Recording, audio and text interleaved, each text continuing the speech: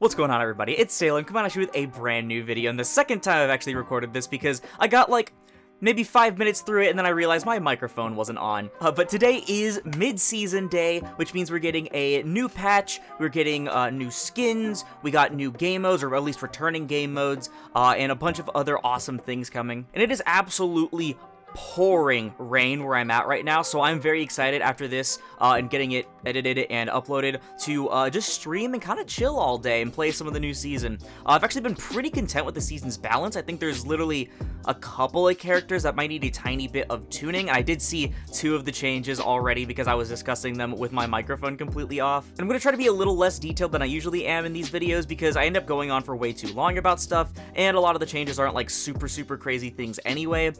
So yeah, with that being said, let's go ahead and jump right in. So we have summer games returning because it is the middle of the summer. It is really hot. But yeah, they are bringing back Lucio Ball, Winston's Beach Volleyball, and giving you some loot for challenges, likely a couple loot boxes, sprays, titles, stuff like that. Drunkrat's Loot Hunt, which I just managed to almost finish mine for the last season, like earlier. It's returning from July 31st to August 3rd.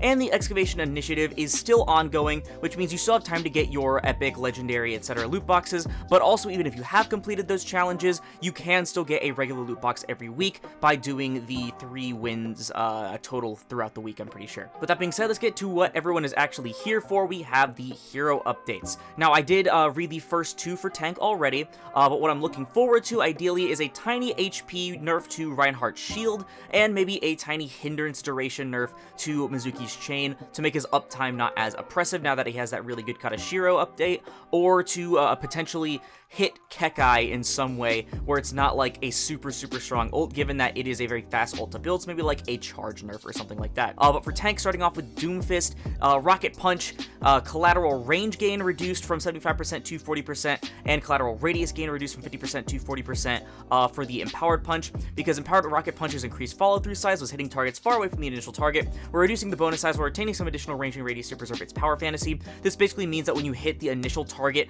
and then they bounce into another target, the range of them being able to hit another target has been reduced, which is very good because I was literally playing with the Doomfist earlier, like just now, who was literally punching one person and hitting the entire enemy team behind them because they were remotely close to each other, and that can be kind of unfair and make Empower Punch feel even more feast or famine. I hope that Doom does get a couple of more different changes in the future to make him less reliant on the Rocket Punch, but this I think is a good change to make Doom feel a little less cheese, because the amount of times where I've gotten hit by my teammate who got hit by a punch and I'm not even close to them is kind of ridiculous. And then moving on to Junker Queen, I had a few different ideas, maybe like a potential wound, bleed damage, like heal increase or something, but it's actually Commanding Shout getting a cooldown reduction from 12 to 10 seconds in 5v5 and from 15 to 13 seconds in 6v6.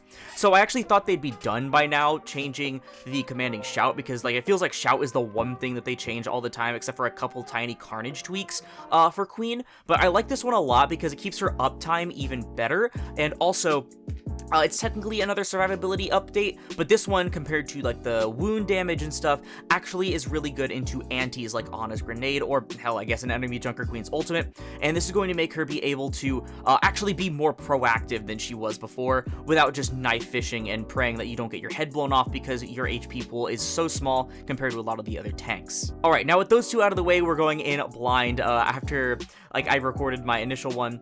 Moving on, we have Mauga. So I'm actually interested to see if they make Mauga any better or any worse. I know Mauga's been getting more pro play again, mostly because he's really good into Rhine, who is really good into Sigma. And also Mauga's just okay into Sigma in a more coordinated environment in general, because you can use your charges and stuff a lot better. And it is the season that he gets his Mythic, and a lot of the time a character will get buffed to kind of promote their Mythic a bit, except for Doomfist. Doom actually got nerfed in the season of his Mythic.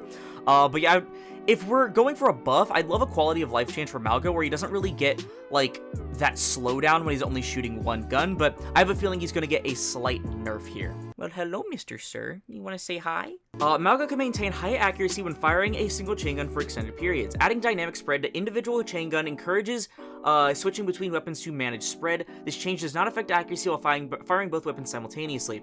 Chain gun maximum spread while firing individual chain guns increase from 1 to 1.5. Number of shots until maximum spread increase from 0 to 30 shots. I really don't like that, actually. That's a quality of life downgrade.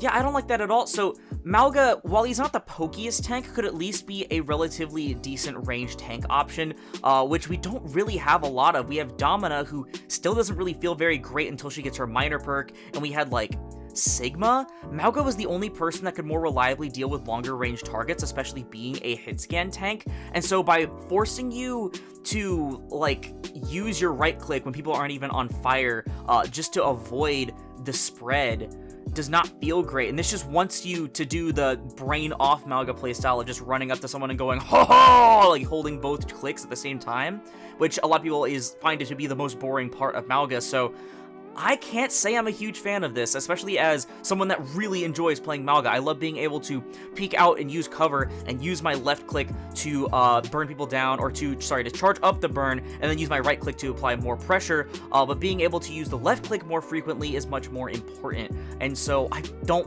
really find that very awesome at all. Moving on to Ram. Ram has definitely fallen off, even with the buff to his Ravenous Vortex getting the base kit, whatever it was called, the detonation thing. I feel like his survivability doesn't feel as great as it used to be, especially in Omnic form. I still think they need to make more changes to Omnic form. I think it is absolutely terrible, especially now that they moved the minor perk for his left click to a major perk. Increasing Ravenous Vortex explosion damage rewards more precise detonations. We're also reducing block's cooldown to allow Ramattra to block immediately after a single punch instead of 2, improving the flow of Nemesis form. Ravenous Vortex explosion damage increased from 15 to 30, and block cooldown reduced from 1 to half a second. That's fine. Vortex explosion damage increasing is pretty cool, lets you deal with flyers even more reliably, or anyone else that is trying to use a movement ability. And this, I feel like the block cooldown was a stupid change anyway, considering that they added this after they fixed his bug, which was the big reason why he was good, not the block itself. It was the bug combined with the block. They also added this, and I'm pretty sure they removed some of his armor in Nemesis form, which I don't know if they ever walked back on. I think they walked back on it because they realized how stupid it was, but I feel like this change was kind of dumb anyway. So it's good that you can, like, do it in between punches, so you can, like, weave again, because it used to be like you would go punch, block, so this allows you to at least do that now. Sigma, I can see a tiny Sigma nerf. I feel like he's been very, very strong recently, but I'm not sure what they could do. Sigma remains durable when successfully rotating through his defensive tools. Reducing his shield health lowers his survivability when opponents are able to break through his defenses. Shield health reduced from 275 to 250. Oh, wait, do they mean... Oh, they don't mean his barrier health, they mean his actual shield HP. And then hyper regeneration, minor perk damage conversion reduced from 40% to 30%. So they're straight up nerfing Sigma's HP and not even giving him, like, white health to compensate. Okay. Wow, so that makes Sigma even easier to run down with brawl compositions. I think that's fine. This might be a little bit excessive. We all know HP and nerfs are some of the biggest things they can do to a character, but Sigma's defensive capabilities between Grasp and Barrier are still both very strong, and his damage output's still very high. But I can definitely see this knocking the pokier meta down if they address some of the hit scans as well in the DPS category. Yeah, that's it for tanks. No changes to Rhine, interestingly enough. Like, not even like a 6v6 HP shield nerf. That's interesting. So this could easily become, especially with a Sigma nerf, this could easily become a brawl meta, and like a Mauga nerf as well. This could be a very, very heavy brawl meta. And moving on to DPS, starting with Cass. Cass? Silver Bullet's additional projectile size improves the perk's effectiveness by making the empowered shot significantly easier to land, removing that bonus while retaining its potential damage. Projectile size reduced from 0.17 to 0.07. Thank you. Have you seen that clip going around in the practice range? I know it's like, oh, a practice range clip, but there's literally a Cass. There's like a tracer here, and the Cass's crosshair is like over here, and he's still landing the shot. I think it's still a headshot too, which is absurd. With Silver Bullet, I don't know why it would have an additional, like, projectile size anyway when it's already easier to land due to being a, like, aim down sight hit. So yeah, that's good.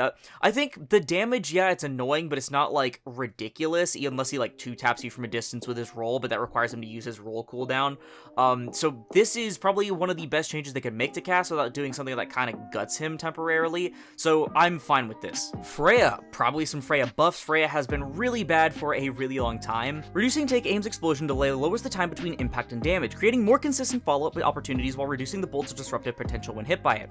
The other changes are aimed at improving the flow between Take Aim and Red Drop Crossbow's primary fire. Red Drop Crossbow fire rate increased from 5 to 5.5, Take Aim recovery reduced from 0.5 to 0.4, explosion delay reduced from 1 to 0.8 seconds. I think this is fine. I think her breakpoint nerf, so I think she can still 2-tap 225s, but she can't 2-tap 250s without using her regular primary fire now, like ever since the last change to it. I think this is good at making her feel oppressive again, or not super oppressive, but like more oppressive than she used to be again, without making her breakpoints ridiculous, and it makes it way harder to just heal up a Take Aim shot. So I think this is a perfectly fine change. I think that updraft still feels kind of clunky with the cooldown being like super long still, but I think this is a step in the right direction for Freya. Reaper, I know they nerfed his HP to 275 last patch and did something else, I think, so I don't know if they're gonna buff or nerf him again here. Reaper's reduced health pool has limited his ability to sustain through extended engagements, increasing the effectiveness of his passives, restores some of the durability, or rewarding aggressive play. Soul Reaping Reiner perk, pick up radius of soul globes increased from 5 to 8 meters. Lifesteal for the reaping increased from 25% to 30%. I think this is fine. I think increased lifesteal with less HP feels a lot better to play into as the opponent than reduced lifesteal with 300 HP. This might be a little annoying, but as long as you're peppering damage into him, he's not going to be healing as much anyway, so I think this is a solid change. Xion, probably some burst damage nerfs, but they might bring back some of the quality of life with the immediate shot after execution. I know she does do a lot of burst, but I think Xion has been one of the more balanced characters they've released that also feels fun to play and not super oppressive to play against. Reducing Execution's recovery time better aligns the downtime after using the ability with when Xion can fire again. Joyride's impact damage is also being reduced to lower the effectiveness of continuously ramming targets and the combo potential of immediately detonating the bike after impact. Execution recovery time reduced from 0.4 to 0.3 seconds. Joyride impact damage while riding reduced from 60 to 30. Perfect.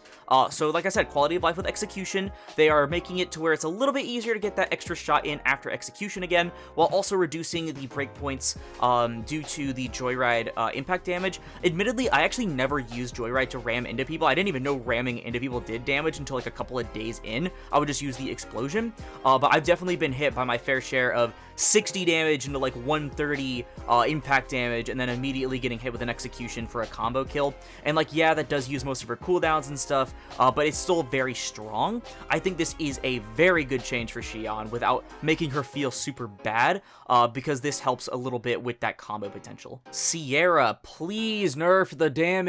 Oh my god, just make it 8. I don't know why they went from 7 to 9. Just make it 8, please. Anchor drones being adjusted to support more frequent deployment and repositioning opportunities. Its cooldown duration are being reduced while its health is being increased to improve its survivability in combat. Anchor drone cooldown reduced from 12 to 11 seconds. Duration reduced from 10 to 9 seconds. Health increased from 80 to 125. Oh my god. So just straight Sierra buffs. Yes, I know it's new bait if you die to Sierra a lot, or if you like ban Sierra or something like that. Unfortunately, my teammates are chuds, and I get always put back in like gold or plat for some reason for my placement games, despite ending in like high to mid diamond afterward, and nobody knows how to play cover in the lower ranks. So she feels very, very bad, and also spamming into the tank down those payload maps that they always want to vote on feels really, really bad. Please just nerf her damage a tiny bit. Oh my god, dude. I mean, like, it's cool to make the anchor drone have more uptime because that's supposed to be her hero fantasy, is the anchor drone, but like, her primary fire does too much damage, dude. I don't know, it's a whatever change to me. Vendetta, probably some slight Vendetta buff. She's been kind of awful since her nerfs. Vendetta has continued to underperform since the significant changes made several seasons ago. Reverting Palatine Fang's overhead swing range would restore some of her ability to close the difference and secure eliminations. Overhead swing bonus range increased from 2.0 to 2.5 meters, so it's back to what it used to, I think. I don't know, man. I feel like the overhead, like bonus range was the problem I had with it, more so than the actual damage, especially combined with the like the plummet effect, which was really, really annoying. But I mean, Vendetta probably needs all the help that she can get right now, so I can't really say too much. Venture? Are they fixing the bug with the covered in dirt passive? Clobber's cooldown is being reduced to shorten the delay before Venture can use the ability again and better align it with its recovery time. This increases the frequency with which Clobber can be used within engagements and improves its synergy with the Covered in Dirt major perk. Cooldown / recovery reduced from 1.6 to 1.2 seconds. Venture buff. Cool. That's it for DPS changes. I think I'm fine with this. I don't think there was any DPS that I feel are like super oppressive right now. I feel like hit scan in general needs a slight tweak as well, but I think a lot of characters or a lot of roles in general need a lot of tweaking, but that's more of like a wider discussion than like an individual character basis. So I'm pretty fine with this. Outside of, I mean, the Sierra change is kind of annoying. But yeah, these are fine. These are perfectly fine. Moved down way too fast. Okay. Onto support. Ana self-sustain is decreased following the removal of the support pass's reduced health regeneration delay. Increasing biotic grenade's self-healing, or healing in general, strengthens its defensive utility while also increasing its offensive impact. Explosion damage and healing increased from 75 to 90. Damage as well? Yo. So they reduced the cooldown, and they added more damage and healing. I think it was also, I think this was the number it used to be like ages ago anyway, but that's a lot of damage, especially without addressing the major perk. Like, I think, well, to be fair, it already killed 225s if you hit him with a nade and a headshot when it was 75 damage, but like, this is, I mean, at least it's not 100. If it was 100, you'd be killing 250s with just a headshot and a biotic grenade. But this is kind of ridiculous. Yeah, we might be stepping into another Ana meta. That's crazy. Brig, I'm not sure what they'd give, honestly. Adding a burst of instant healing when Inspire is triggered allows Brigitte to provide more immediate healing while rewarding players for consistent Inspire triggers. Inspire now grants 12 instant healing on trigger, healing over time reduced from 60 to 45. So, does that mean every time you hit someone and re-proc it, it'll heal 12 instant? Or is it like, after the duration, what is it, like 5 seconds? After the 5 seconds ends, it'll do another 12 after you proc it again. I feel like if it's the latter, that sounds pretty cool. If it's the former, that sounds kind of crazy. Does that not sound kind of crazy if you're just like spamming shots into somebody, everyone gets 12 instant healing every time? I don't know. That might be kind of crazy. But if that is the case, we might be going into like an Ana Brig Ana Brig Rhine meta would be crazy. Yeah, that's really strong if that's the case. Kiri, are we getting actual Kiri nurse? The reduced recovery time on healing Ofuda improved the feeling consistency of Kiriko's healing. However, her overall healing output has become too high, so reducing the base healing while preserving the improved responsiveness. Healing per projectile reduced from 13 to 12. Oh man, 12. Oh, the whole 5 extra HP. Oh man, it's terrible now. Yeah, I mean, it is a Kiri nerf at the end of the day, so that's better than nothing, but this does make Healbot Kiri a little less effective, which does also kind of suck because it doesn't mean that Kiri players are going to want to DPS more in general. They're just going to be healing less and then wondering why they're losing, but good change. Lucio buff? I mean, Lucio's been getting nerf after nerf lately, so I don't know. Lucio's overall effectiveness has been reduced over time to account for his uniquely powerful speed ability, or speed utility. Increasing his weapon damage strengthens his offensive capabilities without increasing the strength of these utility. Damage per projectile increased from 28 to 22. Okay, so it's back to 22, so I think the combo breakpoint is back.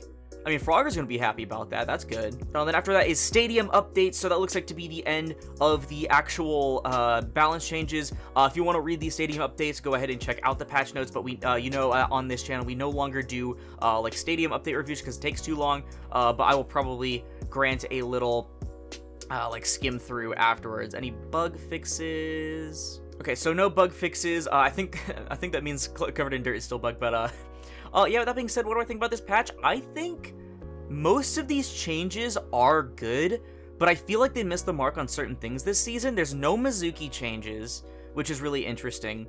They're nerfing Sigma and Malga without changing anything about Ryan, like even his shield or something, which, you know, it's weird when you have to complain about Ryan on, like, not being on, like, a patch list or something, but I feel like he's very strong right now, and I think the DPS changes are fine. I think it's still really annoying that Sierra's still at 9 damage per pellet instead of 8. But I think most of these are fine. I think these, especially depending on how this actually works, if anyone could comment telling me if this is going to be 12 per hit or 12 per reset of the ability every 5 seconds, like, I think these might be really strong. But I mean, we might actually let's see, so between the Execution reduction, Vendetta buff again, Venture buff, Ana buff, Brig buff, and Lucio buff, we might be going back into a dive meta. And especially with the poke nerfs and the Malga nerf as well. We might be going into a dive meta, if I didn't say that. I think I might have said poke or something. Yeah, I think we could definitely be going for a dive meta, but yeah, I'm excited to try everything out. I'm excited. But that's just my opinion. Leave yours in the comments below, because that's going to do it for the video. If you liked it, please sure to leave a like, as I'll put this video and the channel into the YouTube recommended. And if you like this content or somewhere like it, like more Overwatch content, press consider subscribing and turn on notifications, because support the channel more than anything else, and it's absolutely free. And we are getting so close to the 1,000 subscribers required for monetization, which would be awesome, especially because I really want to be able to afford this beachside Juno skin. But once again, thank you all so much for watching, and I'll see you in the next one. This is Salem, signing off. Welcome.